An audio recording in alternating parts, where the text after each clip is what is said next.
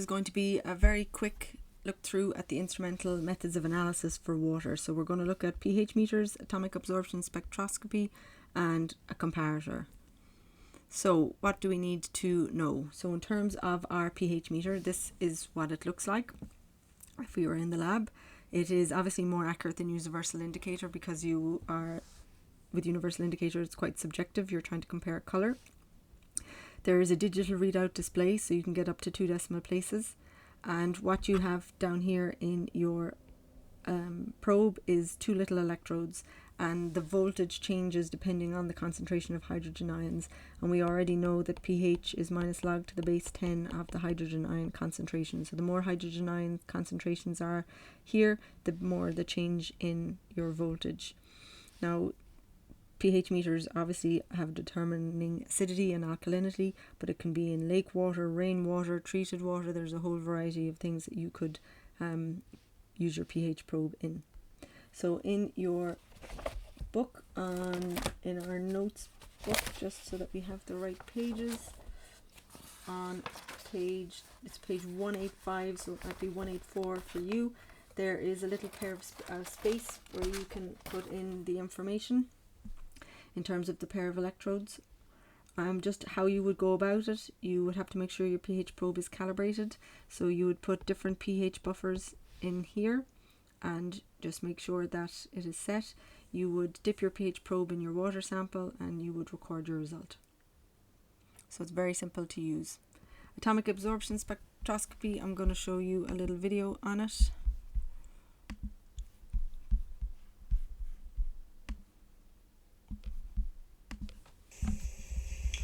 This is a short overview of atomic absorption spectroscopy, AAS.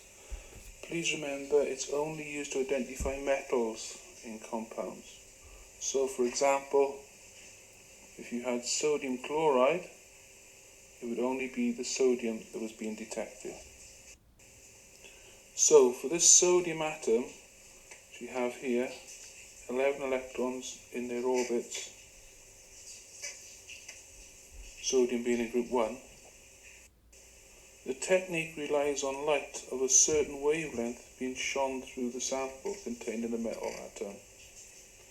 The idea being that some of the light is going to be absorbed by an electron as it jumps up to a higher energy state.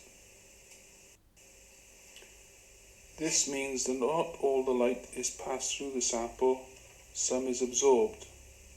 A detector over here will notice the difference between what's transmitted and what's been absorbed.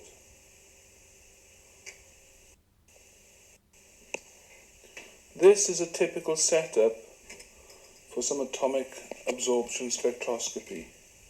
This is our transmitter.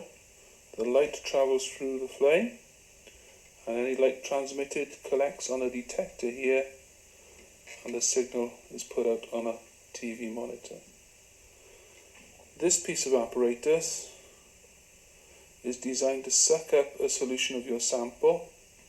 It gets mixed with a volatile and flammable gas so that when it gets into the flame, it burns well and produces atoms of the metal that you're analysing. So, imagine you have a transmitted wave passing through the flame sample. Signal is going to here. In this case we have a solution of sodium chloride. As the sample gets drawn up and into the flame, these atoms are in the right kind of state to absorb this light energy travelling through the apparatus. So this time, some of the light waves get absorbed by these atoms. This means your detector shows a absorbance which is shown on the computer monitor. We can see from this food label that sodium is mentioned as one of the ingredients along with potassium, and in this part of the chart many metals are mentioned. We have calcium, iron, zinc and so on. So the idea is that tiny traces of metals are important for our health, and we can use atomic absorption spectroscopy to analyse all sorts of materials from soil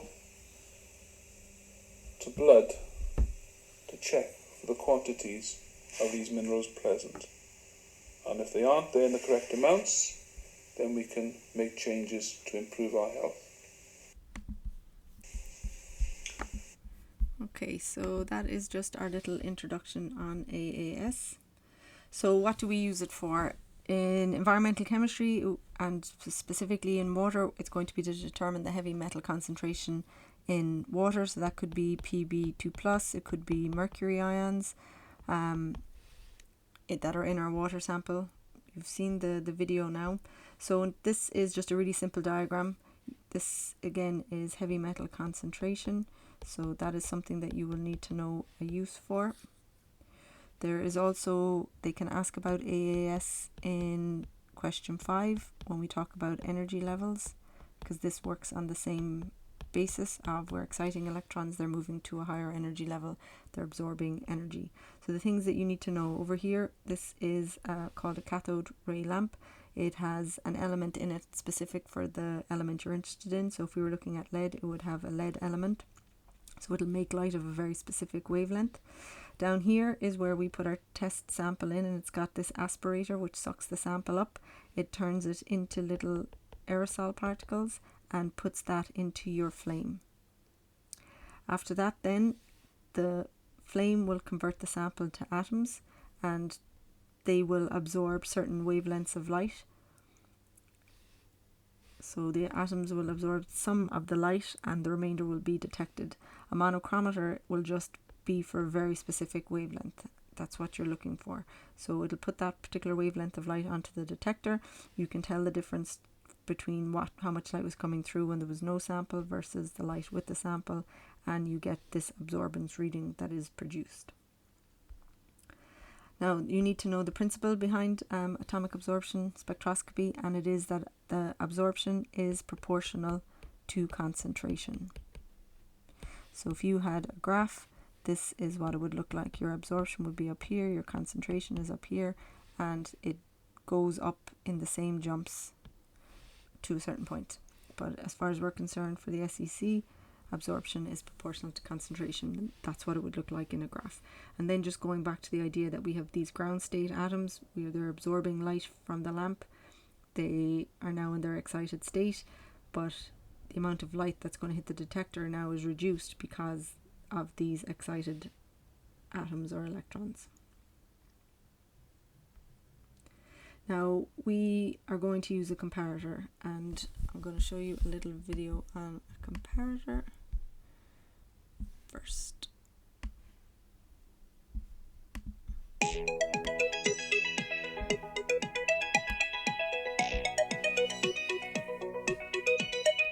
Experiment. To estimate the concentration of free chlorine in swimming pool water or bleach using a comparator method. In this experiment, we will measure the amount of free chlorine in swimming pool water. There are two ways of measuring the amount of free chlorine. In the first method, we will use a simple test kit such as the HAC test kit. As well as the HAC test kit, we will also need a chemical called DPD to help us to measure the amount of chlorine present in swimming pool water. You need not worry about knowing any details about this chemical or how it reacts with chlorine. Just be aware of the fact that when this chemical and other chemicals are added to the water containing chlorine, they react with the chlorine in the water to give a pink coloured solution. The more chlorine that is present in the solution, the pinker the colour. The intensity of the pink colour is then compared against a colour disc with different shades of pink.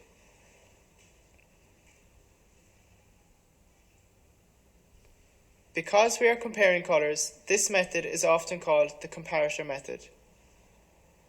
This colour disc in the HAC test kit has already been calibrated using solutions containing known quantities of chlorine. Hence, by visually comparing the pink colour of the swimming pool water with the pink colour on the disc, the concentration of chlorine in the water may be estimated. 5 centimetres cubed of deionized water has been placed in one of the colour viewing tubes, which are similar to small test tubes. The level of the water will now just be below the frosted part of the glass in the tube. The stopper has been placed on the tube. This is called the reference tube, and its purpose is simply to indicate to us how much light will be absorbed by this depth of water. Open the black coloured comparator box and place the tube with the clear water in the top left-hand opening.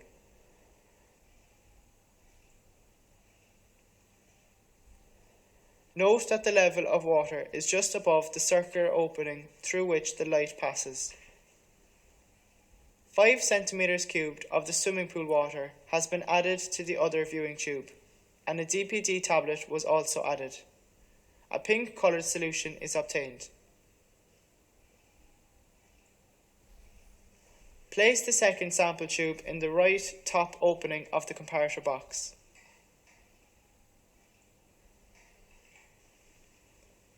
Remove the colour disc from its plastic protection cover and place it in the comparator box as shown.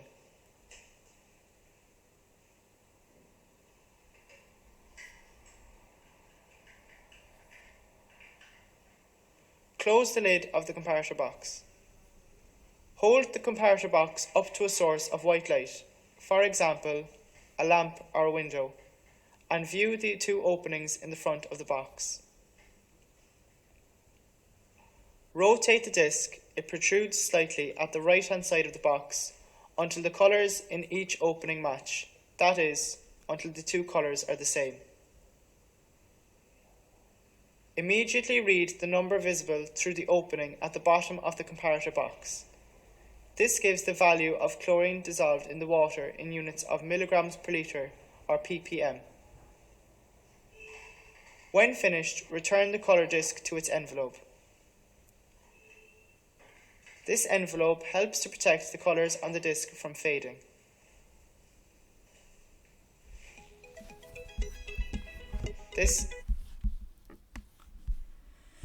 Okay then, so the comparator is used to measure free chlorine. So if you've been at a swimming pool, you may see the lifeguards putting in little bits of water, shaking them, and then holding it up to the light, and this is what they're doing. So you have a gap on page 185 where you have this little funky picture, which I'll show you in a second, and you have your QR code. So the principle is that the intensity of the colour is proportional to the concentration. And the more chlorine is present, the more pink our cuvette goes. Now, you have just a little bit of blurb about your DPD. So you have a gap. So we use DPD number 1, and that is specifically for free chlorine. And you have your method. So you dissolve your sample, your DPD in your water. You'll get this pink colour, and then you compare it using the comparator. The results are expressed in parts per million. And just in terms of the redox reaction that's ongoing. So in your chlorine compounds, you have this chloric 1 acid, and this is the thing that will oxidize and kill microorganisms. And you also have its conjugate base, and together these 2 things make up free chlorine. Both of them will react with the DPD, and we'll get that colour change. So you very much need to know principle. You need to be aware of the pink colour, and we're measuring free chlorine. So this can come up as a question 3. So this is the version that we use in school. So we would put in our control sample, and we would have our reference sample, and we will turn the dial, and the colour, we match the colours. So this one is the picture that you have in your book. So here you have the different concentrations will be different colours of yellow when you bring it up to the light, and then you put in your test sample in here, and you decide what's the concentration that matches. So we have this already, and we'll get our colour. Now we don't really do colorimetry directory at all, but a colorimeter we could use it. So this is just the gap in the bottom, and it has the exact same principle as atomic absorption spectroscopy. So the absorbance is proportional to the concentration, and again we would have to do a standard curve if we wanted to use a colorimeter. So then maybe we may get, this might be our unknown, so we would have to read across and drop down. Now that pretty much brings us to the end of the instrumentation for water.